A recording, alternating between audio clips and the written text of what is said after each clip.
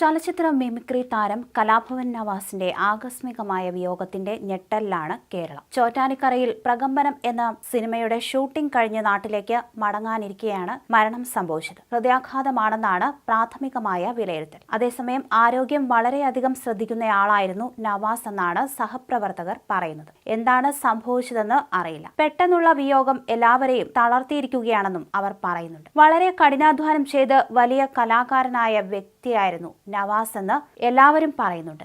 ആലുവയിലായിരുന്നു നവാസിന്റെ താമസം. ഷൂട്ടിങ്ങിനായിട്ടാണ് നവാസ് ചോറ്റാനിക്കരയിൽ എത്തിയത്. മിമിക്രി താരം, ഗായകൻ, അഭിനേതാവ് എന്നീ നിലകളിലും അദ്ദേഹം ശ്രദ്ധേയനായിരുന്നു. ഷൂട്ടിംഗ് പൂർത്തിയാക്കി മടങ്ങാനായി ഹോട്ടലിൽ എത്തി എല്ലാം പാക്ക് ചെയ്തിരുന്നു. എന്നാൽ ഏറെ നേരം കഴിഞ്ഞും ഒരു മുറിയുടെ താക്കോൽ മാത്രം തിരികെ കിട്ടിയില്ല. ഇതേ തുടർന്ന് റൂം ബോയ് അന്വേഷിച്ചെത്തിയപ്പോഴാണ് നവാസിനെ മരിച്ച നിലയിൽ കണ്ടെത്തിയത്. മുറിയിൽ വീണ് കിടക്കുകയായിരുന്നുവെന്നാണ് വിവരം. ഉടനെ ആശുപത്രിയിൽ എത്തിച്ചെങ്കിലും മരണം സ്ഥിരീകരിച്ചിരുന്നു. സിനിമകളിൽ കൂടുതൽ സജീവമാകുന്ന സമയത്താണ് അപ്രതീക്ഷിതമായി വിടവാങ്ങൽ. മൃതദേഹം നിലവിൽ മോർച്ചറിയിലാണ്. ഇന്ന് പോസ്റ്റ്മോർട്ടത്തിന് ശേഷം മാത്രമേ കൂടുതൽ വിവരം ലഭ്യമാകൂ. ഹോട്ടലിൽ പോലീസ് എത്തി വിവരശേഖരണം നടത്തി. മിമിക്രിയിലൂടെ കലാരംഗത്തെത്തിയ നവാസ് കലാഭവനിലൂടെയാണ് പ്രശസ്തിയിലേക്ക് ഉയർന്നത്. സിനിമകളിലും ടെലിവിഷൻ പരമ്പരകളിലും ശ്രദ്ധേയമായ വേഷങ്ങൾ അവതരിപ്പിച്ചു. ചലച്ചിത്ര താരമായിരുന്ന രഹനയാണ് ഭാര്യ. നാടക ചലച്ചിത്ര നടനായിരുന്ന അബൂബക്കറാണ് പിതാവ്.